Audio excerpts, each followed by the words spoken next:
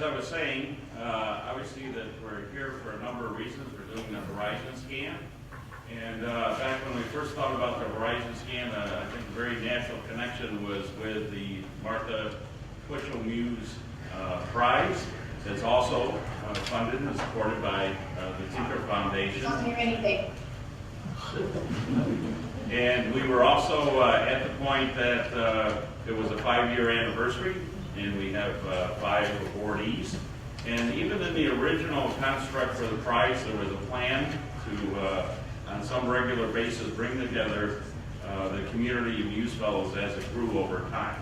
And so this seemed like a good time to combine it with the Horizon Scan.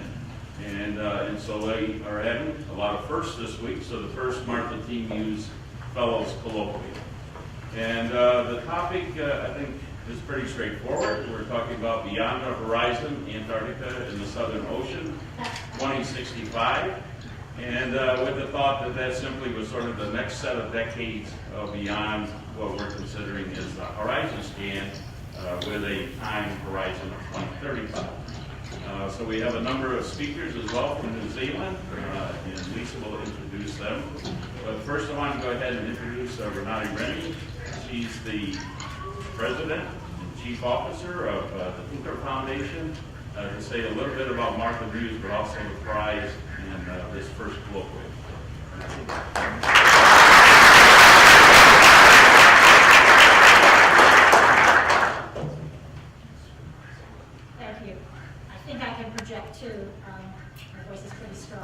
Good afternoon.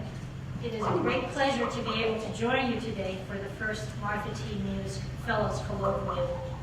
As many of you already know, Martha Muse passed away recently after a brief illness. So this is quite a fitting tribute to her legacy as the person who began the Foundation's support of Antarctic-related activities. Martha was a woman of extraordinary accomplishments. She was a daughter of Texas, but she moved to New York City in her teens and lived there for the rest of her life. She was a woman of many firsts globally. The first woman trustee elected to the board of Columbia University, one of the 2 first women elected to the board of the New York Stock Exchange, among the first women elected to membership in the Council on Foreign Relations. During her career, she was honored with many awards and medals from universities and governments for her contributions to bettering relations between the United States and Latin America. It was perhaps then just business unusual for her when she made the Tinker Foundation the first private foundation in the United States to focus on Antarctica, another first. The Tinker Foundation was established in 1959 with a funding focus on Latin America, and that continues to this day. However, in the 1980s, when the region suffered a severe economic downturn, many of the scientists from Latin America could not raise the resources to attend many of the international meetings held around the world. This is where Martha stepped in and offered some of the resources of the Tinker Foundation to cover Latin American attendance. This first small step led to the Foundation's support of the first international conference to actually be held on the Antarctic continent, which Martha attended, and she was one of 2 women who were actually there. This is where she deepened her interest in and love for Antarctica. Since that time, the Foundation has supported numerous activities, both research and policy related, that pertain to Antarctica. In 2009, when Martha retired, the Foundation established the Muse Prize for Science and Policy in Antarctica to honor her devotion for the region. Over the last 5 years, 1 Antarctic expert each year has been awarded the prize. This Horizon Scanning meeting here at Millbrook is a fitting venue to hold the first Muse Fellows Colloquium. The fellows selected to date under the Muse Prize, 4 are here in person and 1 will be here via Skype, are people of exceptional accomplishment and long-lasting commitment to the protection and promotion of Antarctica. It really is impossible for me to say how highly qualified these 5 individuals have been, and it makes our selection process really difficult when we look at all their applications. These fellows and their fellow panelists will bring a unique perspective to the special issues facing Antarctica over the next decades.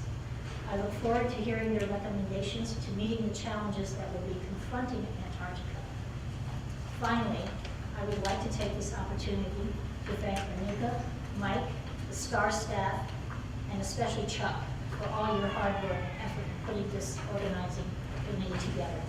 Several Tinker board members are here with me attending the seminar, and I know they join me in wishing you all the best success. Thank you.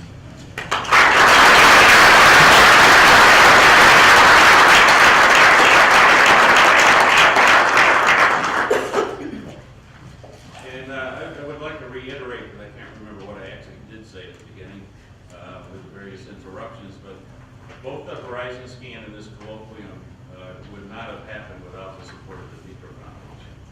And I think it shows great vision by Renata yourself, but also for the board, and looking for those projects that really have impact. And I think all of us agree that these particular activities will have great impact as we go forward.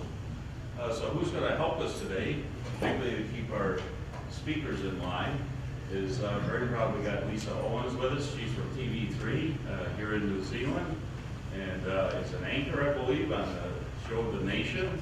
And as I looked up to say something nice about her, they said she was the best reporter in New Zealand. So I think we have the best. And I hope Lisa can control our panelists.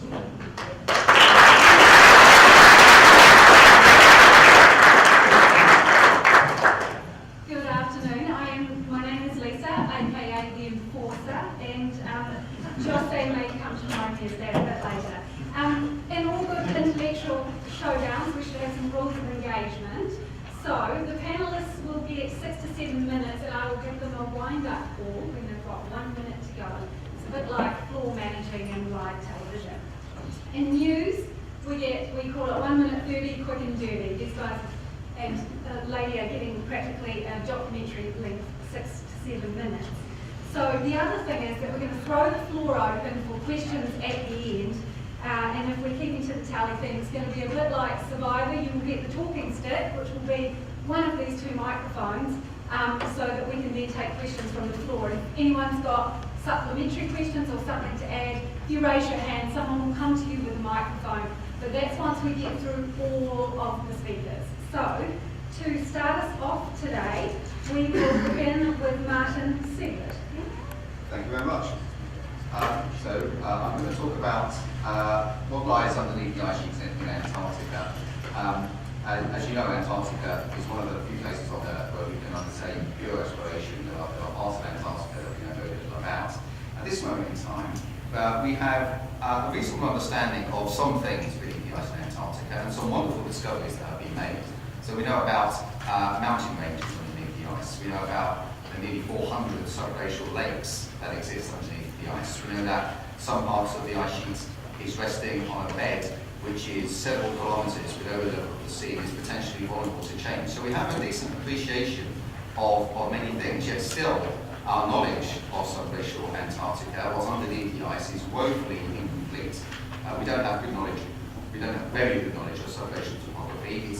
It's absent in some places. You know, there are parts of Antarctica you can stand on and be 200 kilometres from a single data point. So at this moment in our time, we think we have a good appreciation of the world around us. Antarctica is one of the places that we really don't know too much.